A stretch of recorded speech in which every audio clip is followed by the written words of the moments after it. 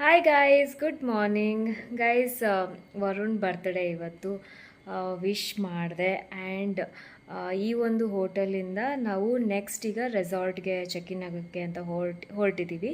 So ನಾನು ಎಲ್ಲಿ ಮಾಡಿದ್ದೀನಿ ಏನು ಮಾಡಿದ್ದೀನಿ ಅಂತ ನೀಟಾಗಿ ವರುಣಿಗೆ ಗೊತ್ತಿಲ್ಲ ಆ್ಯಕ್ಚುಲಿ. ಬಟ್ ರೆಸಾರ್ಟ್ ನೇಮ್ ಗೊತ್ತು ಆ್ಯಂಡ್ ರಿಸರ್ಚ್ ಮಾಡೋದಕ್ಕೆ ನಾನು ಬಿಟ್ಟಿಲ್ಲ. ಗೂಗಲಲ್ಲಿ ನೇಮ್ ಟೈಪ್ ಮಾಡಿದ್ರೆ ಬಂದುಬಿಡುತ್ತಲ್ಲ, ಸೊ ಅದಕ್ಕೆಲ್ಲ ನಾನು ಬಿಟ್ಟಿಲ್ಲ ರಿಸರ್ಚ್ ಮಾಡೋದಕ್ಕೆ. ನೋಡಬೇಡ ಅಂತ ಅಂದೆ. ಸೊ ಗೊತ್ತಿಲ್ಲ ಹೇಗಿದೆ ಏನು, ನಾನು ಯಾವ ರೀತಿ ರೂಮೆಲ್ಲ ಬುಕ್ ಮಾಡಿದ್ದೀನಿ ಅನ್ನೋದು ಅವ್ರಿಗೆ ಗೊತ್ತಿಲ್ಲ. ಕಂಪ್ಲೀಟ್ ಸರ್ಪ್ರೈಸಿಂಗ್ ಇದೆ. ಸೊ ಹೀಗೆ ಈ ಬ್ಲಾಗ್ನ ನೋಡ್ತಾ ಇರಿ, ಸಖತ್ತಾಗಿರುತ್ತೆ. ಹೇ ಗೈಸ್, ನಾವು ಇವಾಗ ರೆಸಾರ್ಟಿಗೆ ಹೊರಟಿದ್ದೀವಿ. ಇಲ್ಲಿಂದ 21 ಕಿಲೋಮೀಟರ್ ಇದೆ, ಸಿಟಿಯಿಂದ ಸ್ವಲ್ಪ ದೂರ ಇದೆ. ನಾನು ವರುಣ್ ಹೇಗೆ ರೆಡಿ ಆಗಿದ್ದಾರೆ ಅಂತ ತೋರಿಸ್ತೀನಿ. ಆಮೇಲೆ ಅವ್ರು ಡ್ರೈವ್ ಮಾಡ್ತಾ ಇದ್ದಾರೆ.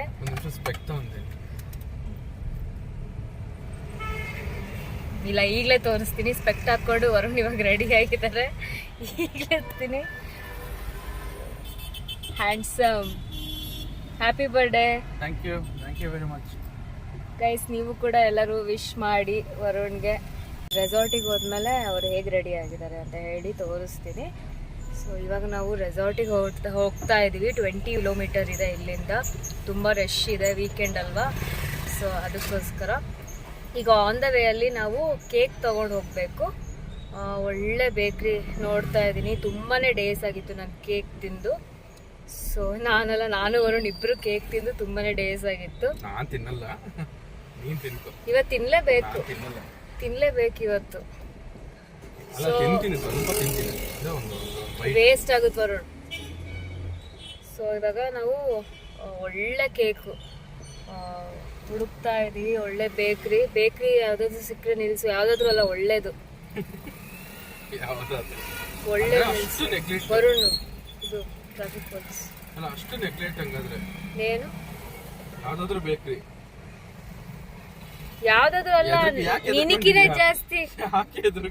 ಸೀಟ್ ಬೆಲ್ಟ್ ಹಾಕೊಂಡಿದ್ಯೋ ಇಲ್ಲೋ ಅಂತ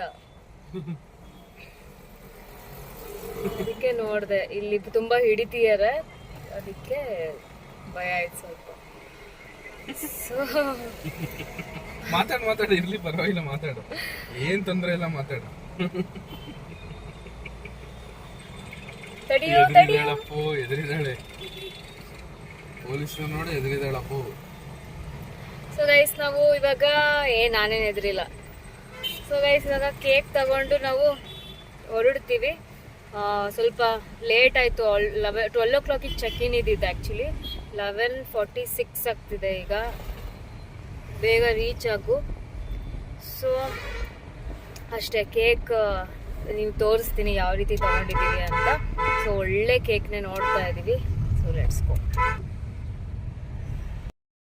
ಗೈಸ್. ಇಲ್ಲೇ ಆನ್ ದ ವೇಲೆ cake shop, cake palace and sweets.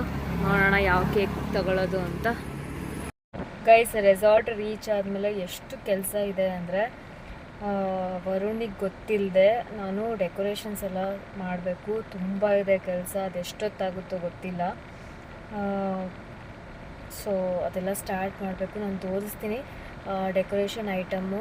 ನಾನು ಇದು ಲೈಟ್ಸ್ ಬರುತ್ತಲ್ಲ, ಫೇರಿ ಲೈಟ್ಸು, ಅದು ಮರ್ತು ಬಂದಿದ್ದೆ ಮನೆಯಲ್ಲಿ. ಅಯ್ಯೋ ಏನು ಮಾಡೋದು ಅಂತ ಯೋಚನೆಯಲ್ಲಿದ್ದೆ. ಇವಾಗ ಮತ್ತೆ ಅದಕ್ಕೆ ಮನೇಲಿದೆ ಅಂದರೂ ನಾನು ಅದಕ್ಕೆ ದುಡ್ಡು ಯಾಕೆ ಹಾಕಲಿ, ಮತ್ತೆ ಏನಿಲ್ಲ ಅಂದರೂ 200-300 ರೂಪಾಯಿ ಅದು ಫೇರಿ ಲೈಟ್ಸು. ಸೊ ನಾನು ತೆಗೆದು ನೋಡಿರಲಿಲ್ಲ ಡೆಕೋರೇಷನ್ ಕಿಟ್. ಅದರಲ್ಲಿ ಲೈಟ್ಸ್ ಇದೆ. ಸೊ ಅದು ನೋಡಿ ನನಗೆ ಖುಷಿ ಆಯಿತು.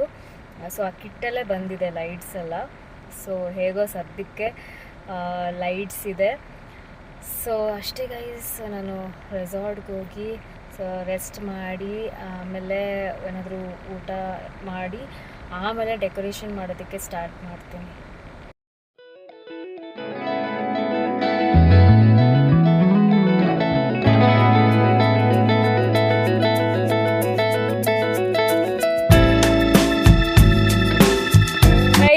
ಎಷ್ಟು ಚೆನ್ನಾಗಿರೋ ವ್ಯೂ ತೋರಿಸ್ತೀನಿ ನೋಡಿಂದ.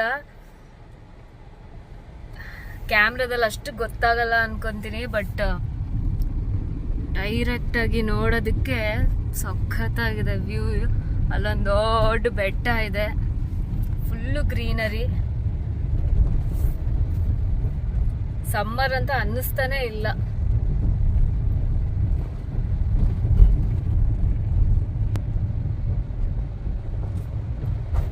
ಅಲ್ಲಿದೆ ನೋಡಿ ಕಾವಾ ರಿಟ್ರೀಟ್. ಗೈಸ್ ನಾವು ರೀಚ್ ಆದ್ವಿ 400 ಮೀಟರ್ಸ್. ಕಾವಾ ರಿಟ್ರೀಟ್ಗೆ 400 ಮೀಟರ್ಸ್ ಇದೆ. ವರುಣ್ಗೆ ಏನು ಐಡಿಯಾ ಇರಲಿಲ್ಲ ಸಕ್ಕದಾಗಿದೆ ರೋಡ್ ಮಾತ್ರ ಅಲ್ಲ. ಖುಷಿ. ರೋಡ್ ಸಕ್ಕತ್ತಾಗಿದೆ. ಹೆಂಗ್ ಹುಡುಕ್ತಾನೆ ಸಿಕ್ಕಾಬಟ್ಟೆ ರಿಸರ್ಚ್ ಮಾಡಿದ್ದು ನಾನು. ಫೈನಲಿ ಒಳ್ಳೇದು ಸಿಕ್ತು. ಸೊ ಗೈಸ್, ಈ ಒಂದು ರೆಸಾರ್ಟ್ ಹೇಗಿದೆ ಆ್ಯಂಡ್ ವರುಣ್ಗೆ ನಾನು ಹೇಗೆಲ್ಲ ಬರ್ತ್ಡೇ ಸರ್ಪ್ರೈಸ್ ಕೊಟ್ಟೆ ಅನ್ನೋದು ನನ್ನ ನೆಕ್ಸ್ಟ್ ವ್ಲಾಗಲ್ಲಿರುತ್ತೆ. ಸೊ ಸಬ್ಸ್ಕ್ರೈಬ್ ಮಾಡಿ. ಬಾಯ್.